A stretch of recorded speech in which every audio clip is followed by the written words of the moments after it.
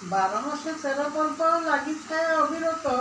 ରଜ ପର୍ବ ଆସେ ପୁଣି ସମୟ ଚକ୍ରରେ ପଲ୍ଲୀ ବହୁଳ ଓଡ଼ିଶା ବୁକୁରେ ଆଣି ମୃଦୁ ମାଦକତା।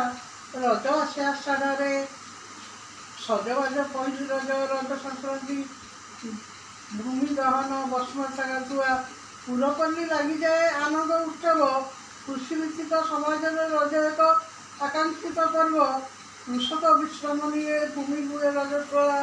ଓଡ଼ିଶାର ଗ୍ରାମେ ଗ୍ରାମେ ଆନନ୍ଦ ଲହରୀ ଫୁଟେ। ସବୁଠାରୁ ବଡ଼ ପର୍ବ ରଜ ପର୍ବ। ରଜ ଝିଅମାନଙ୍କର ପର୍ବ। ନୂଆ ଲୁଗାପଟା ପିନ୍ଧି ସଜବାଜ ହୋଇ ଗ୍ରାମ କିଶୋରୀ ବୁଲନ୍ତି ଗାଁ ସାହି ସାହି। ରଜପାନ, ଦୋଳି ଖେଳ, ଗୁଆ ଖୋଳପ, ଚପଲ, ବାଗୁଡ଼ି ଖେଳ, ଲୁଡ଼ୁ ଖେଳ ଏଇସବୁ ରଜର ସମ୍ଭାର। ରଜ ଆଣେ ଅଭିଆରୀ ଝିଅର ମନ ନେଇ ସୁନେଲି ସପନ। ଆନନ୍ଦର କଳରୋଳ ଲାଗି ରହେ ଗାଁ ପୁରପଲ୍ଲୀ ସହର ବଜାର। କେତେ ଖୁସି ହୁଏ ମନ, କେତେ ମହୋତ୍ସବ ଲାଗିଯାଏ ଘରେ ଘରେ। ପୋଡ଼ପିଠା, ମାଂସ ଭାତ, ରଜ ଗୀତ, ନୂଆ ଶାଢ଼ୀ ଡ୍ରେସ୍ ପିନ୍ଧି ଦଳ ଦଳ ହୋଇ ଗାଁ ବୁଲା।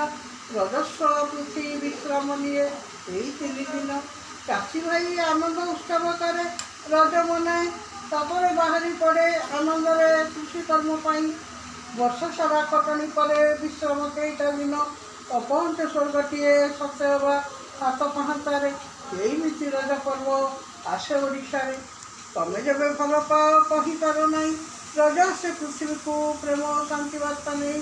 କହିନାହୁଁ ଯାହା କେବେ କହିଦିଅ ରଜ ପର୍ବରେ। ରଜ ଆସେ ପୃଥିବୀର ପ୍ରତୀକ ହୋଇ ଏମଠୁ ଲଗ୍ନରେ। ପରମ୍ପରା ହଜିଲାଣି, ରଜ ପର୍ବ ପୁରୁଣା ହେଲାଣି, ତଥାପି ତ ହଜି ନାହିଁ ମଧୁମାଦକତା। ଆନନ୍ଦ ଉତ୍ସବ ଲାଗେ ସହର ବଜାର, ଗାଁରେ ଗାଁରେ। ରଜ ପର୍ବ ଆସୁଥାଏ ପ୍ରତିବର୍ଷ ଖୁସି ବାଣ୍ଟି ବାଣ୍ଟି। ଆନନ୍ଦର ସମାରୋହ ଭଳି ଲାଗେ ଜୀବନଟା। ରଜ ପର୍ବ ବିତିଯାଏ ଏମିତି ଚାହୁଁ ଚାହୁଁ, ଖୁସି ହେଉ ହେଉ। Please subscribe my channel.